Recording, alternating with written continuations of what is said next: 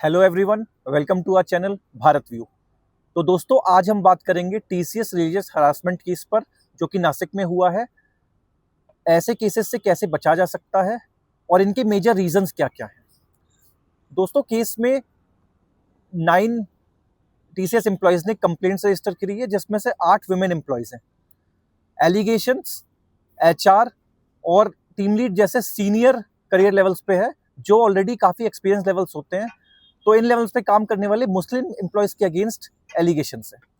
और एलिगेशंस में दोस्तों, सबसे पहली बात की हिंदू देवी देवताओं पे डेरोगेटरी कमेंट्स और सेक्सुअल हरासमेंट जैसे सीरियस एलिगेशंस भी शामिल हैं।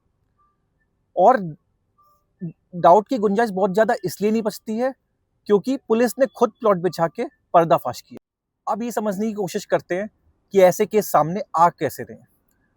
दोस्तों, मुस्लिम कम्युनिटी का एक सेक्शन है जिसको हम ऑर्थोडॉक्स सेक्शन कह सकते हैं, जो ये मानता है कि उनका रिलीजन सबसे सुपीरियर है compare to other non Muslim religions. इसलिए उनकी रिलीजियस ड्यूटी है कि वो नॉन मुस्लिम्स को मुस्लिम में कन्वर्ट कराएं। अब दोस्तों, ये सेक्शन पूरी मुस्लिम कम्युनिटी को रिप्रेजेंट करता हो ना करता हो, इससे इस बात का वेटेज कम नहीं हो जाता कि ये सेक्शन एग्जिस्ट करता है। एक बात। दूसरी बात, ऐसे सेक्शन की वजह से not just in the of the Muslims but also of की इंडियन सोसाइटी की पीस एंड हार्मोनी पे असर पड़ता है।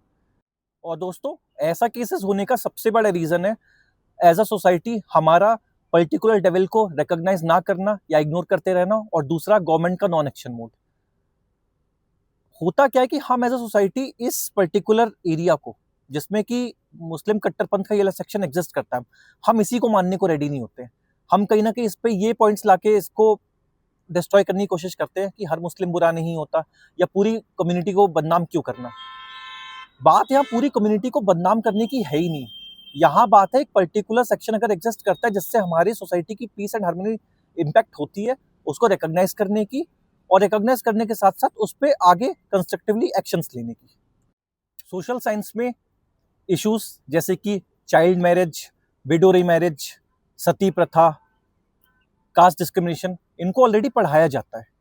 जैसे हम इन इश्यूज को एक्सप्लिसिटली रिकॉग्नाइज करके पढ़ा रहे हैं, हम क्यों ना इस पर्टिकुलर इशू को भी, जिसके आए दिन केसेस सामने आते रहते हैं। टीसीएस का जो केस सामने आया, ये तो आई थिंक बहुत शर्म की बात है कि कॉर्पोरेट लेवल पे भी इसका पेनिट्रेशन होने लगा है। तो I think it is a alarm bell for us कि हम इसको भी as a social stigma recognise करके इसको हम सोशल साइंस में पढ़ाएं, टेक्स्ट बुक का हिस्सा बनाएं, जिससे हमारी फ्यूचर जनरेशन अवेयर हो कि ये भी एक एविल एग्जिस्ट करता है। और ये केवल हमारी जनरेशन, हमारी पर्टिकुलर फ्यूचर जनरेशन, ये मुस्लिम कम्युनिटी की फ्यूचर जनरेशन की बात हो रही है। उनको भी ये पता चले कि उनको क्या नहीं करना है, या उनको कैसे लोगों को अपनी कम्युनिटी का हिस्सा बनने से रोकना है। अब बात आती है कि गवर्नमेंट के एंड से इस पर्टिकुलर एरिया में क्या काम होना चाहिए। हम देखते कि कुछ पार्टीज तो इसको रिकॉग्नाइज ही नहीं करती। कुछ पार्टी जो रिकॉग्नाइज करती हैं इस सिविल को, जैसे कि बीजेपी या शिवसेना, वो भी इसको केवल एक पॉलिटिकल मुद्दा बना के रह जाती हैं। वो भी इस पे ठोस कदम नहीं उठाती हैं in spite of being in power.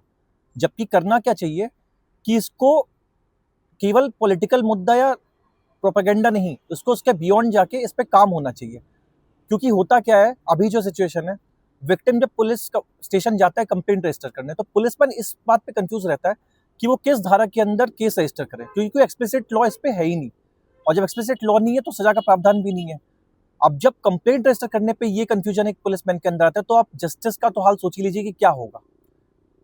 Conclusion की बात की जाए तो सबसे पहले पूरी कम्युनिटी को ब्लेम ना करते हुए इस ईविल को, जो कि एक सेक्शन में एग्जिस्ट करता है मुस्लिम कट्टरपंथ, उसको रिकॉग्नाइज किया जाए सबसे पहले। क्योंकि जब तक रिकॉग्निशन नहीं होगा तब तक उस पर कुछ और हो ही नहीं सकता। तो सबसे पहले इसको रिकॉग्नाइज किया जाए। दूसरा, इसको सोशल साइंस टेक्स्ट बुक्स का हिस्सा बनाया जाए, जिससे हमारी फ्यूचर जनरेशन अवेयर हो सके।